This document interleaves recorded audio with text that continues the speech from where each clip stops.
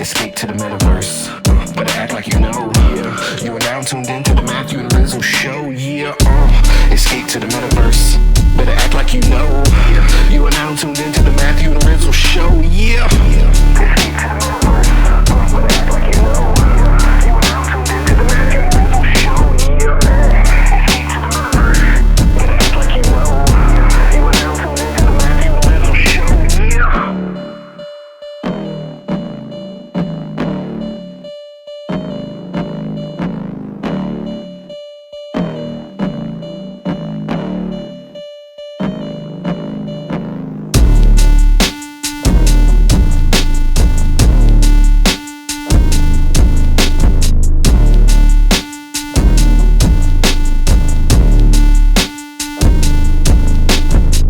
Hey everyone, before we begin this week's episode, we just have a quick message from this month's sponsor, Curio.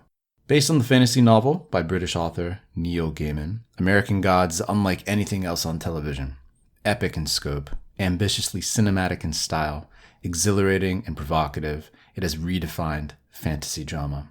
Coming off a sellout of the original American Gods NFT collection, Curio is dropping Motel America, the second series of NFTs that celebrates our favorite and never released American Gods. Collect the Motel America NFT collection now from American Gods by visiting oncurio.com. That's ONCURIO.com. Thank you and enjoy this week's show. Okay, MOCA, Museum of Crypto Art. Welcome to the Matthew and Rizzle show. Shivani and Colborn, thank you both for being here. And then in the future, when he hops on, Reneil as well. It's an absolute pleasure, guys. It's wonderful to be back. Thank you for having us. Yeah, so to get started, I think a real quick kind of brief introduction from both of you, sort of like your backgrounds, where you came from, what led you into MOCA will be great. And then we can talk about all the new progress and updates and impending launches and DAOs and all the great stuff that's happening with MOCA after that. You want to kick us off, Shivani? Yeah, sure. My background is in computer science and art history from school, and I spent the last couple years actually in the medical field, and I started learning about crypto, started working with Colborn about 10 months ago, 10 months ago, and have just been really, really excited. And I'm so happy to get up every morning and work on this project. And hopefully we can tell you a little bit more about what we have in store. Yeah. And, Colborn Bell, co-founder and now director of the Museum of Crypto Art. I think, most people are at least peripherally familiar with the work, but our goal has always been to capture the breadth of the crypto art space, and then, translate what these incredible artists are doing into metaverse experiences, and really working now to kind of define the visual language and the art movement that is crypto art. I'm just thinking go ahead, man. I'm just thinking to myself, I'm like, man, it's a long leap from the medical field to the virtual art museum field. And so I assume there's like a lot of like middle stuff that went on in there in the meantime. But, I guess, Shivani, I can't help but listen to your background. Yeah. And I'm like, man, how did this leap come into place? And are you still in that field, or did your coworkers think you've lost your marbles?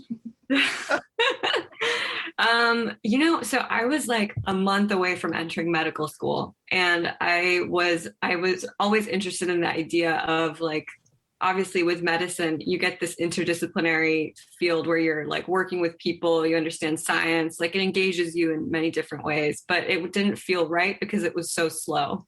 It was so many years of training. I saw the bureaucracy from the inside, and the American healthcare system is very difficult to navigate. So to be honest, it was me kind of sitting back being like, this is so not right. And then this conversation and opportunity came about, and I immediately was like, this is a chance to do everything that I'm interested in. and it's happening now, and it's innovation that represents true disruption. So of course I have to. And I think the people that understand the opportunity and what it means to go after that have been so supportive.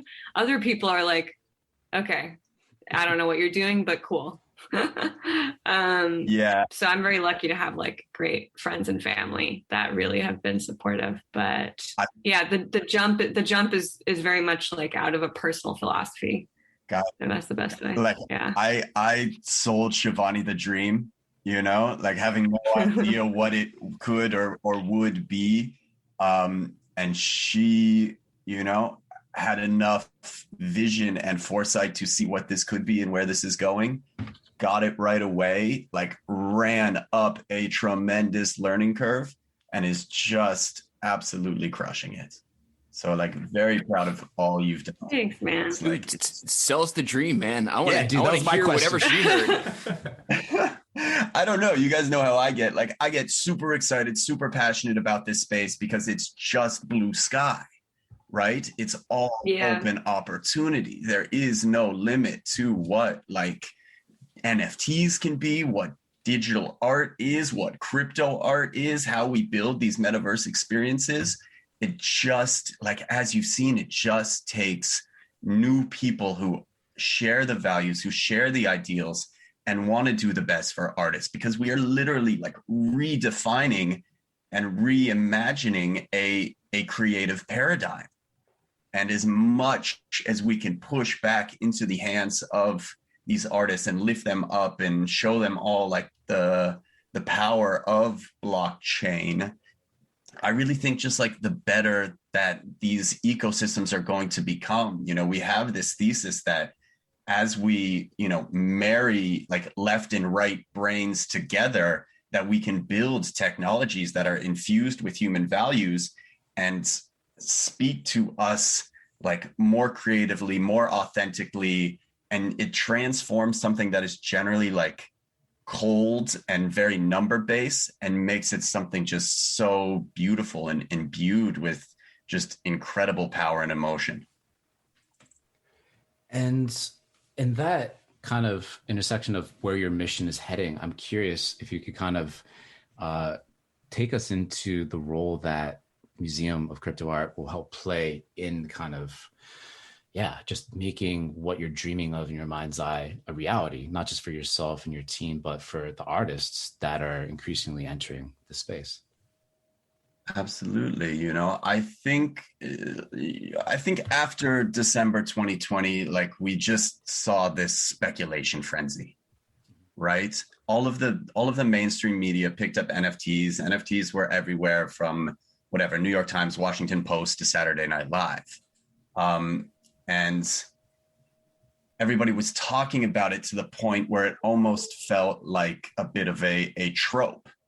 And there was, you know, just like rampant speculation. There was concerns from the, I guess, original artists, original creators, that their voice might have been lost in this space. And, you know, the ideals and ideas that they believed in were kind of getting, I guess, perhaps perverted for the sake of pure capitalism.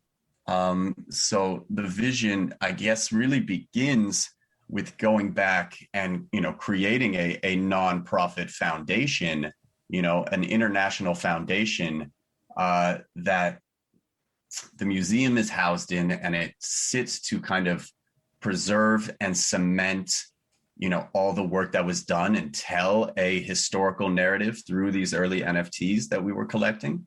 But it's also meant to be both a kind of like a formal governance and organization structure for the artists, enabling them to kind of group voice and, you know, push forward initiatives from this place, whether it's something like, you know, demanding 10% secondary sales in royalties in perpetuity. And then also for it to be, you know, an innovation lab and a place where other artists can kind of come and freely find people to collaborate with and experiment on new ideas, you know, because at the end of the day, we want people just pushing the space forward And sometimes those ideas might not find marketplace fit, but the stories are important. And we just want to like lift up those stories and try and find, you know, what could be both like gold standards in this space and also, you know, new and novel implementations of the technology. And you know, this idea of a museum is something that we've all grown up with, that we understand. But you know, with a digital art focused museum that is in this world of crypto art specifically, the economic design of the museum has to reflect the change that has occurred so quickly. And for us, that meant a model where everyone who wants to be involved in the museum has a say in what happens and has a say in how it's curated. And the benefits of that, I think, are generally you create an infrastructure in which you're inviting people in, and you're not telling them what they need to do, but you're asking them to give their best ideas to a project. And you know, kind of continuing off of that, with any kind of museum, they always have an outward reaching arm. But in this case, the most exciting thing here is we get to do that kind of for fun and for excitement and with the artists, actually, because it's all happening in real time. So there's a retrospective infrastructure that we can provide, but also just a really cool and a new way of engaging with artists on the day-to-day so that their projects come to light. Especially the most crazy ones, which I think are the most exciting. Totally. And that new economic organization that you're talking about regarding the museum, its members and all of that, I guess what people were getting excited about, it seems now in the Twitter space, after a long time, is like the possibility that DAOs are presenting. Would you refer to this economic organization that MOCA is helping to kind of form and build out as a DAO? And then I know you mentioned that everyone has their say in like kind of decision-making process and things like that. I'm just wondering if you could kind of explain to folks who may not be or may not have such clear insight into how DAOs operate, like how that actually works in practice. Yeah, I mean, we are looking to, in a multi-year roadmap, transition the Museum of Crypto Arts from, you know, a generally single or small curatorship into a quasi DAO. And I think that is where we're beginning to go. And then into a full DAO as we develop the technology to kind of implement the voting that we want to see. Mm-hmm. And yeah, definitely it's the goal is a full DAO, and we recognize the tech stack that is needed for that. And you know, in this quasi DAO stage, there's kind of an artist council and a collector council that has the say in the curation. And while that's not, you know, the completely democratic solution, we think it offers that those kind of nodes of influence that are really important, so that it's objective and not subjective to a small team. And yeah, and beyond that, you know, an invitation to other collectors and other artists to, you know, contribute pieces into the Genesis collection and then the permanent collection, so that it really evolves from any one person's collection into a community collection, you know, with the explicit guarantee that all works that are held in this foundation will never be sold. Interesting.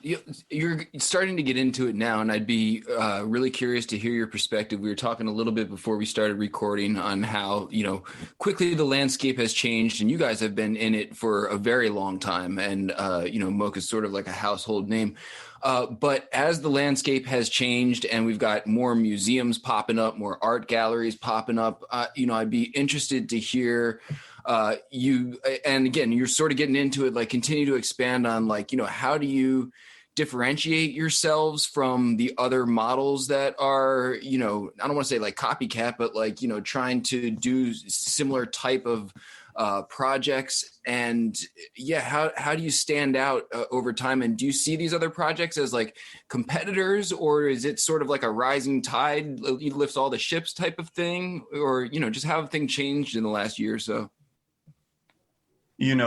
Definitely there was a wave of people like labeling their collections as museums. I have to imagine that we are the first to go out and build, a foundation structure for this. And what it does is it shifts the incentive to, I guess, be a museum that is like advocating and speculating on one artist's behalf, to perhaps like, drive that single artist story.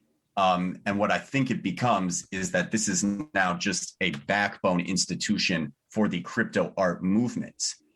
This isn't anything that any like one person has particularly defined.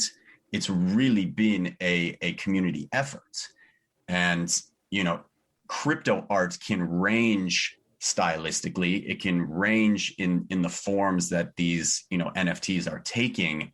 But what is important here is, how blockchain as a technology is allowing artists to express themselves more freely in collaborative ways.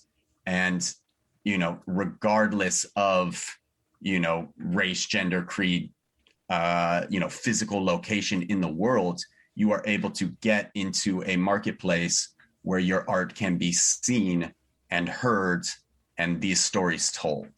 And I think that broad story of this transformation in how creative people are seen and the ways that they can express themselves is most important here.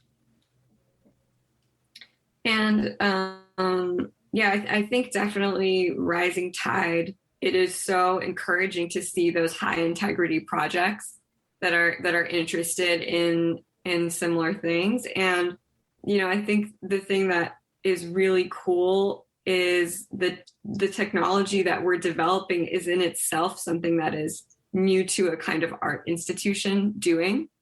And that's where kind of the archaic terms, I would say, of like gallery museum are getting like changed on their head a bit.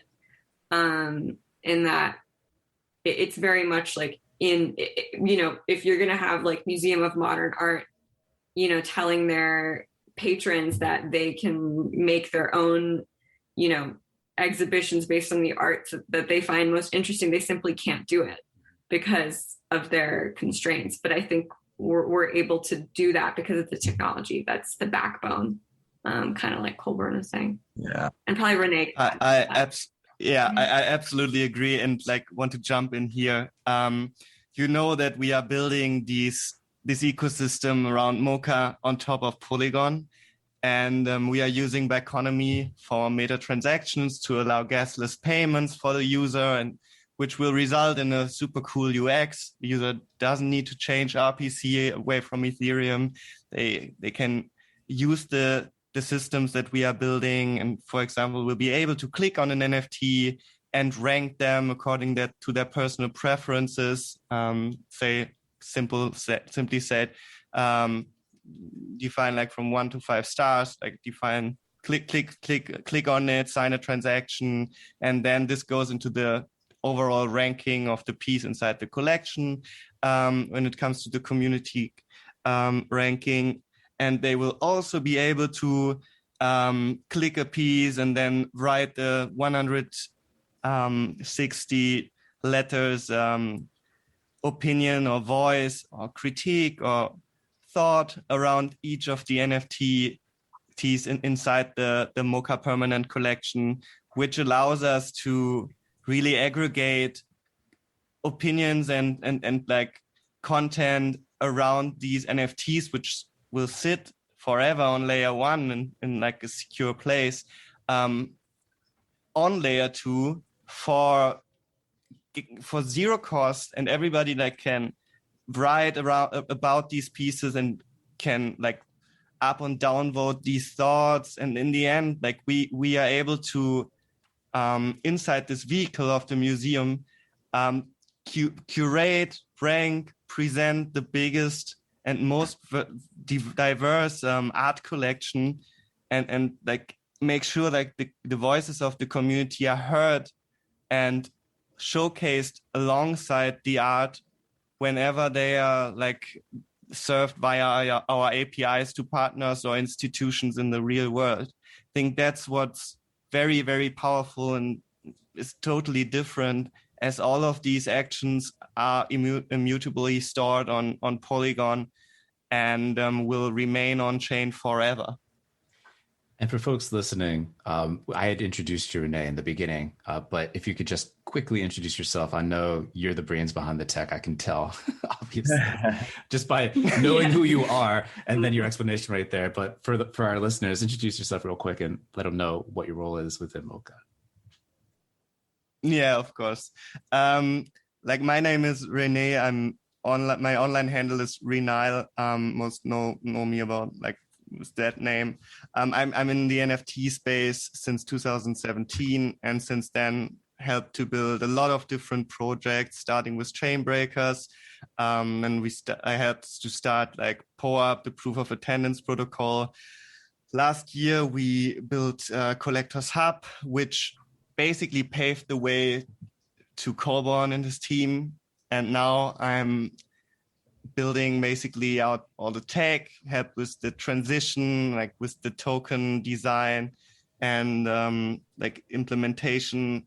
All of the stuff that will be deployed in the future to layer 2 will probably come out of the hands of our teams. Like, yeah, I'm super excited to be a part of this and feel that I've finally found like a place where we can channel all the experiences and the knowledge that we've gathered in the past almost 4 years in this space to the right place with the right people for the right cause.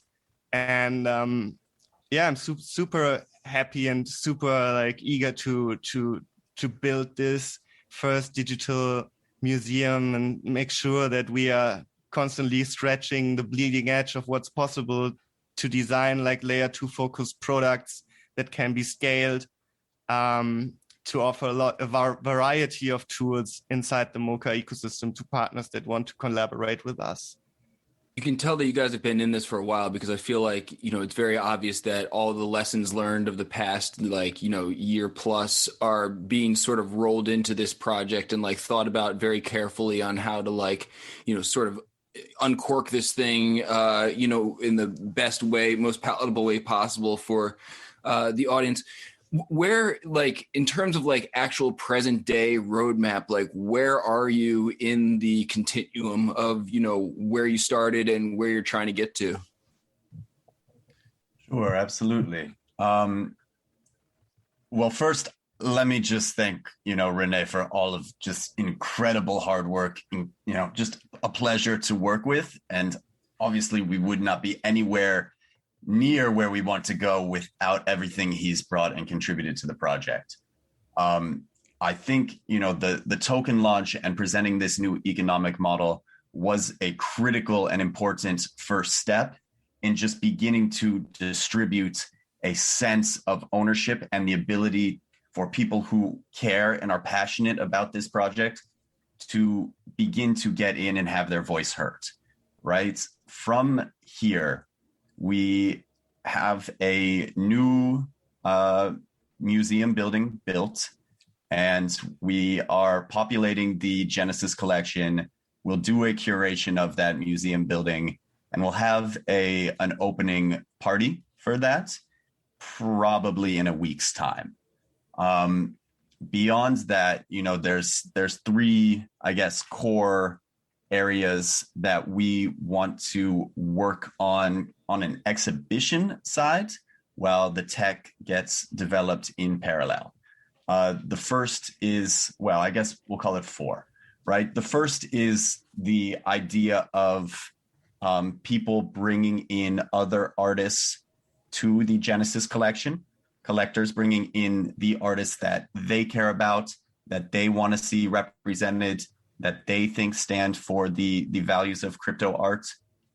Between Shivani and myself, we contributed 160 artworks from 160 different artists to the foundation. The idea of the Genesis collection is that there will only be one artwork from each artist, and we're trying to just get all of these foundational creators who contributed meaningfully to the movement before it went into hyperdrive, right? A space and representation in the museum.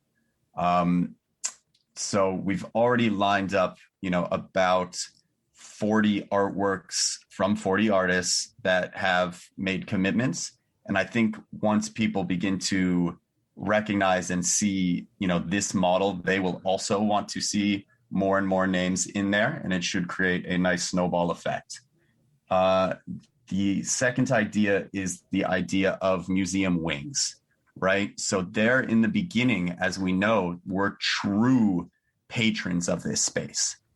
Many people spending Ethereum to basically just tell artists that, like, I see you, I think your work is important, like, keep pushing forward, keep growing your practice. We want to see what this space can be. And we want to create, unique builds in partnership with these collectors so that there is a co-branded museum space in which we are able together to kind of like design and curate what their mission and values were in doing something like this. The next, phase is the idea of community galleries, right? And how do we involve other blockchain projects? And how do we begin to tell their story of art and culture and create for them a space that, they are very proud of, that speaks to their project? But I kind of think it's analogous to, having a web page designed for you in 1995, right? This becomes kind of like the living home for your company, where you can have, AMA events, we can co-host art talks. They can do updates on their project there, and it becomes a space for their community, but it is grounded in arts and culture and tells, artists that, they're welcome in the blockchain space, that we want to see more of this. And then the last big idea that we are looking to tackle is, how do we give individuals the ability to curate the permanent collection, right? So that they feel an attachment to it, perhaps around a specific theme. And the big analogy here would be like in the way you enter Spotify, right? And you begin to build a Spotify playlist that speaks to you. Maybe you love the idea of, privacy on the internet, and you want to go through whatever it is, 1,000 artworks, 2,000 artworks that might be in the permanent collection, and pull out 50 of those that speak to you. Well, it's a way for, self-discovery, both personally, and then finding art that connects to you. And you can create, online showrooms that you can then share with your friends and feel proud of. I love this trajectory, starting with that very tight-knit Genesis collection, kind of planting a flag in the ground of what you as a museum want to kind of represent, which is that foundation building that all these artists in particular have helped kind of create for all of us to stand on top of, and then building that out into the museum wings, and then kind of expanding the community into the community galleries and that community curation down the line. I'm just so excited. Again, there's a million reasons to be excited in this space, but what you are helping to build out and bring into reality, it's extra special to me, speaking frankly. But along the way, I mean, it's amazing to see that you have this fantastic team that you're building out to help manifest this. But what are you seeing right now in the early days as being the biggest kind of barrier to surmount in order to realize this long-term vision? I would say it's going to be we write at the top of the manifesto that like the museum is meant to challenge and provoke, right? And the biggest challenge at this stage is, of course, the tech barrier, right? And that we are trying to bring to artists some tools of DeFi, right? That is on a layer 2 solution. And, I would imagine for a lot of people, it was difficult to figure out, how to first buy Ethereum, how to set up a MetaMask, how to mint something. But we want to continue to push them further and say, look, there are layer 2 solutions that exist where you can create, gasless transactions. You can come into a space like DeFi. You can learn about staking. You can learn about liquidity mining. You can begin to understand these new financial tools that might be ways for you to, begin to explore building passive income streams that make it so you can continue on a creative journey without relying on any ups and downs that are going to come in the NFT market.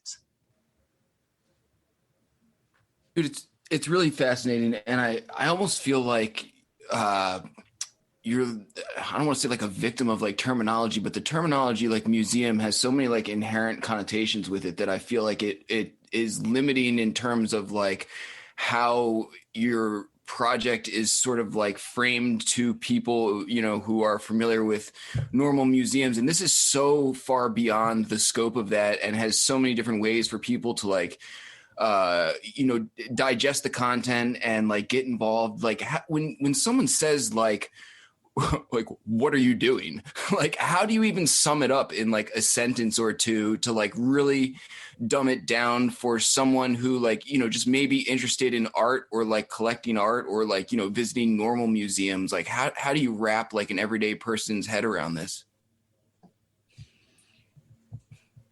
I generally say that, there is a new art movement afoot that is a intersection of it's a multidisciplinary intersection of art, of course, right? Blockchain technology, and then it's AI, machine learning, VR, and AR, right? And all of these, separate fields are beginning to converge into something that I believe is crypto art, right? And this is just a new way that people all across the world are gathering, creating online community, and infuse again this cold technology with very human values. And if it's an experiment in philosophy, it's an experiment in economics, and it's an experiment in governance, right? And if we can just continue to lean into the fact that we should be experimenting, we should continue to take big and bold chances, we should redefine models, and we should question everything that kind of came before us as to how it can be better. That was obviously not one or two sentences, but that's generally what I tried to convey. Oh, dude, this is the struggle, man. And if you don't mind me pushing you like a little bit farther, I identify with this, and I know Matt does too, man. We're all working with like really abstract, not abstract technology, but technology that brings about like very abstract concepts that are difficult to explain to people. So I mean, I can understand your definition, and it's a pretty good breakdown. It's a very difficult thing to break down. So like, again, though, if I'm an everyday person, I'm like, wow, that sounds awesome. How do I like art? How do I get involved? What do I do? How do I get engaged? How do I see what this, convergence looks like? Like, what are the first steps that you guys tell people who think what you're doing is really cool? I think there's two things I would say. One is there's a generation of people here that is different than us, meaning they are like born, bred, and living on the internet and with virtual spaces and digital technologies. And when you think about their lifespan, now, do you want Facebook, Apple, and Google to determine the art and culture that they're consuming? Or can we explore this new age of the internet in which there is a place for them to explore art, in which there's a conversation around empowerment and autonomy, and offer them, a whole world which is not controlled by technology, but born of and kind of collaborating with it. So that's kind of the if there's a way to ground someone into what this is, that's kind of what I would say. And as for the museum, I feel like the soundbite is, if you're interested in NFTs and art and culture in the sense of internet culture, we want you to come to this one place to figure out what that is and why you should be a part of it.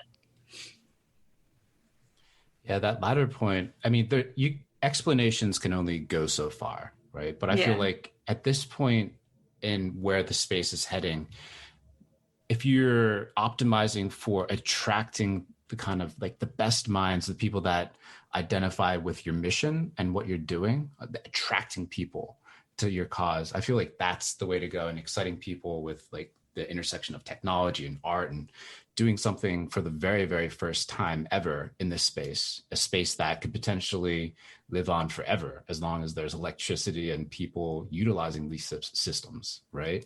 I think that's so powerful. And just the more we can attract in terms of fans, in terms of collaborators, in terms of creators, in terms of artists, and all of that that's the number one goal, I think, for the whole space. It's been helped in a way just by the kind of notoriety of the press that Colborn was talking about earlier, as much as it's also hurt it by attracting people that are just focused on speculating.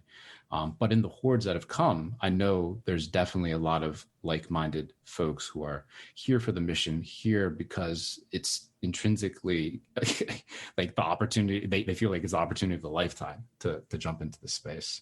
Mm-hmm. So yeah, mm-hmm. that last soundbite definitely resonated with me. You guys know it's one by one, right? Mm-hmm. It's you taking the time to teach one person something new, right? And then that person goes and they teach, a friend of theirs something new. Yeah. And, and then once they learn something new, they come back and they want to learn something else that's new. And you just slowly bring them down this rabbit hole of understanding until they get to, what might feel like perhaps the bottom, and suddenly they're equipped with all these skills and all these tools, and they become just an evangelist and an advocate for all that is going on here. Mm-hmm. And one of the special things at this moment is that whereas maybe a year or so ago, obviously before that even more so, we had to rely just on explanations and our hopes and where we think the space is going. But now that we have people like Reneil that are building out the tech and the interfaces and utilizing blockchain solutions like the Polygon network, right, that make transactions either cheap or just cheap and super quick, or free and quick, you're able to funnel people that are interested into these tools to kind of grasp exactly what we're talking about and kind of get a feel, digital feel for everything. So in terms of pointing someone that wants to get involved in MOCA today towards an interface that they can kind of interact with, or a virtual space where they can kind of explore, where are you pointing people to today to kind of learn by doing about what you're doing? Yeah, I mean, OpenSea has always been an incredible resource, right? I can give people the OpenSea link for the Genesis collection. They can go through those 160 artworks and they can just begin to see and explore. Somnium Space now has a web client. So then they can begin to understand that, okay, these digital artworks go in this digital building. Now we are really aiming to be, pretty metaverse agnostic and build across all of these digital spaces and design experiences for each one, because we also recognize that Somnium Space has a bit of an accessibility issue, but more and more worlds are popping up. Technologies are converging in the metaverse space.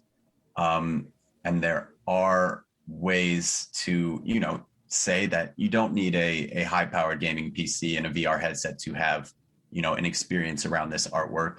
You can go into another world like spatial web, and here we've recreated the museum, and here we've done an alternate curation, and here, you have also like real-time audio where, you can speak to other people and you can find other people in these spaces. And kind of know that if you have at least made it that far, then there is going to be some shared understanding and some shared value system between you and that person that might spark a dialogue that takes you into a whole nother path of creativity.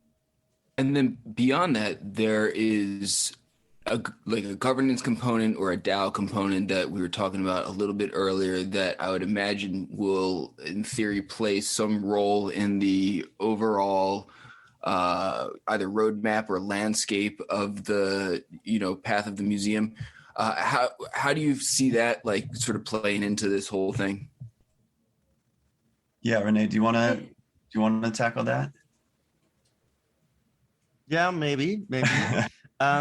Like we have two different things. For one thing definitely is, like, for now, one thing definitely is the MOCA token, and we can use Snapshot as like a pre-governance system to ask for opinions, to use that platform with token adjusted voting. We will also integrate POAP for more one vote, one person approach, which doesn't take into consideration like huge amounts of tokens in a single bag. And moving forward, we are looking at Colony and other DAO stacks, but obviously we need to wait until like they have also emerged until a point that Polygon implementations are more easy and fast forwardly implementable.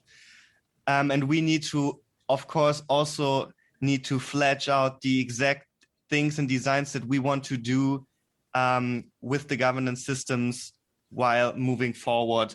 And I guess it will be very close feedback loop with the community and like especially artists and also collectors, which functionalities we are going to branch out into like these governance systems.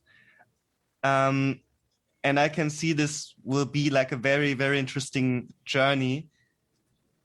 The way we are going to implement Snapshot and POAP vote in the next couple of weeks and months will probably foreshadow the real DAO structures that we are going to build. But I think it's too early to tell the exact look and feel of those. I know that Colony is currently implementing like the front ends and the UX flows for Polygon. So we are very close to the edge and inspect what they are doing. We like we like the way they are handling DAOs because it's a bit different than other DAO stacks when it comes to like budget allocation and exploring on all kinds of fronts, and didn't make like final decisions here as we are just getting started.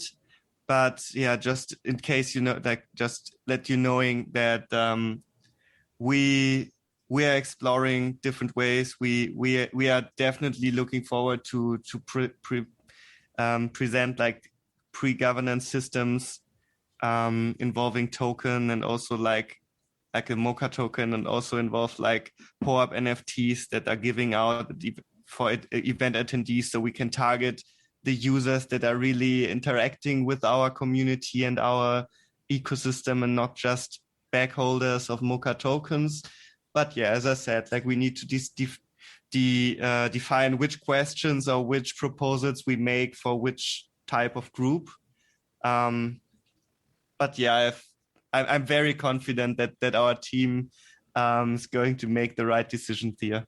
Totally. And just adding, the first thing we did was bring the artists in this Genesis collection together into one chat room, and tell them what we're doing, ask them for feedback on what we're doing. And I think that is the key to this DAO coming to life in the way that Renee is describing. That's going to be more organic, and that we need to understand, like, what are the problems in DAOs today? How do we solve them, right? And especially for this idea of a museum that is community curated, what are the tools that allow people to express themselves, not just vote per se? So I think we're developing a different kind of DAO, but very much a feedback loop with these artists. And I'll just throw on top, like a shout out to Avagachi, who also laid, a lot of interesting groundwork in making the jump to layer 2, in beginning to assemble their community in a DAO structure, to use Snapshot and Polygon to sign on-chain messages and voting proposals.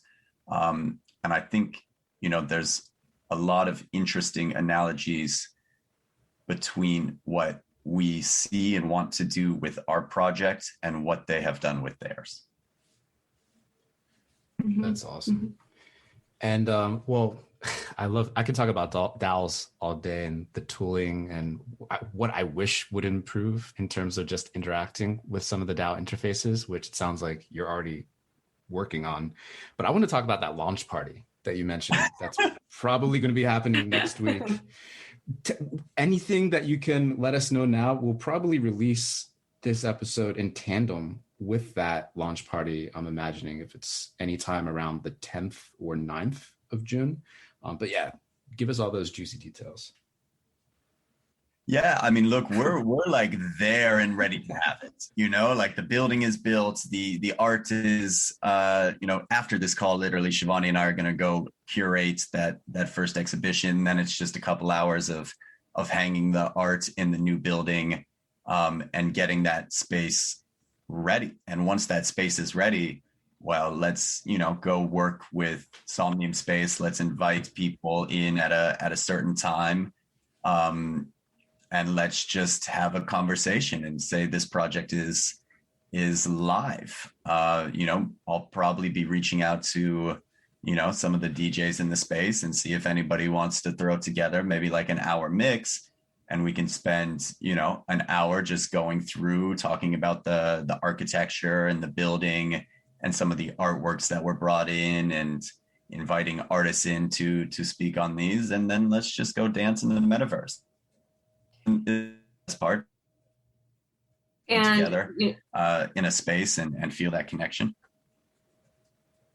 Oh, sorry, I didn't hear. My internet cut out a bit. I think the metaverse launch party will be super. It'll just be, this new building is epic, and I'm so excited for everyone to see how it frames art and how it like really challenges the way you even think about a building. That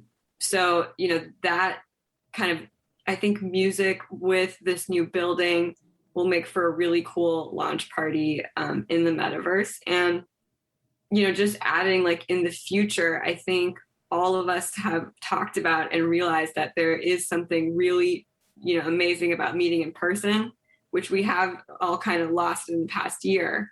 And so we were thinking about this, kind of like a launch party for crypto artists, and that's a couple months down the line, but I feel like that's an exciting party, and maybe something for all of us to think about and co-create.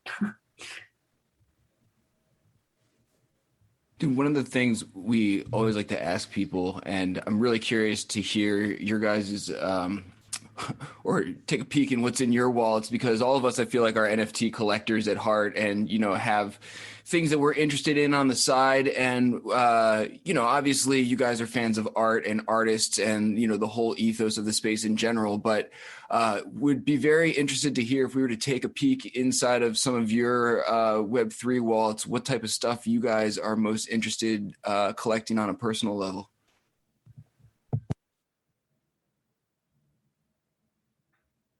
Who wants to kick that off? I'm happy to go last. Who wants to get shaken down first? Yeah, exactly. What's the most degen thing you've collected? I'm curious. Oh no, that's not something I should. I will like throw in definitely art blocks. Like, I have like a lot of art blocks pieces in my collection. Been like buying them from day one. Art blocks attic right here as well. Nice to meet you. Same. I feel like I don't have the that kind of edge to thinking about like different collectibles. I would just say something that I'm personally interested in is like performance actually on NFTs and what that looks like. There's a couple of artists that I found like super fascinating who are using like photography and costume in cool ways, especially with their bodies, like tattooing, etc. And that's something that I've started going into more personally. I think that's a new edge to this space that's really cool. Yeah, and then for me, it's I have an obsession with conceptual works, works that don't immediately present a strong visual, perhaps, but there's deeper meaning, whether it's hidden in the token itself or in the description. And at first glance, it's, may not appear to be all that it is, and it takes an inquiring mind to kind of figure out more of what that is.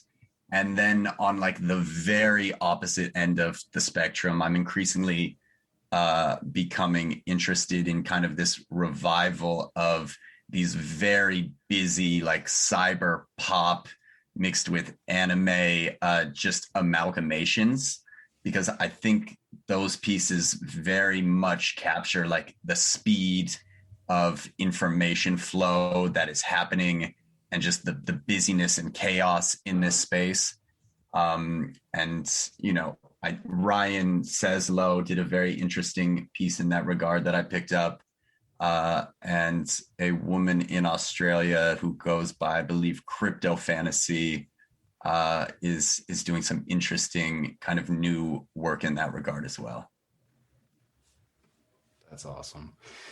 And yeah, real quick, Shivani mentioned the NFTs and the performance and the kind of meeting of the two. Sam Bruckman is another person who I've talked with about that kind of intersection as well. Good call. And it's endlessly fascinating.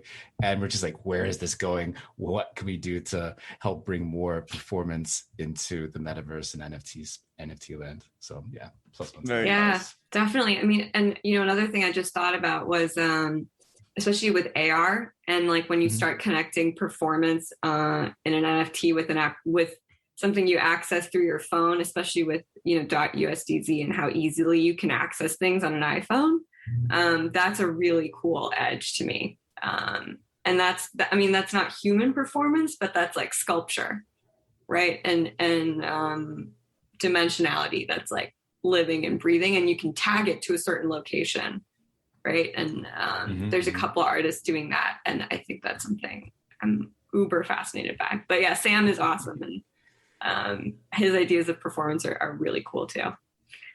I'll also add one thing that Andrew Steinwald turned me onto, which was, I believe the company's name is Alethea, and they are infusing GPT-3 into NFTs. So I can just imagine, in a very short time, us putting all the information that we have on these artists in the NFTs themselves, and people can go into the museum and literally have a conversation with that artwork as if they were having a conversation with the artist. And they can ask that artwork questions and it will respond as if it was the artist. Oh yeah, the INFTs, and I believe Alethea, or the Greek pronunciation escapes me, but they are putting up an NFT up for auction at Sotheby's, I believe, which is another bonkers first. But yeah, plus one to that project as well. And that's before we had, right? What is it? That's Robert Alice. I believe so. I think it is, yeah. But before we go, just to make sure that everyone listening to this, if they want to follow you all for more insights and to just keep track of what you all are doing, maybe shout out some of your social handles and where folks should be keeping track of all the cool things that you're cooking up. Sure. That's at Museum of Crypto on Twitter. That's at Museum of Crypto Art on Instagram. Museumofcryptoart.com is the website. We've been pushing both short form and long form articles out on our Medium page. Where else? I think that's pretty much living right now. Yeah. Yeah. Very, very cool. Well, Colborn, Shivani, Reneil, I just want to thank all three of you for taking the time to speak with us today about what you're creating, the beautiful creation that you're bringing into reality with the Museum of Crypto Art and MOCA. So thank you very much for your time and keep on creating. Thank you so much. Yeah. Thanks for having us.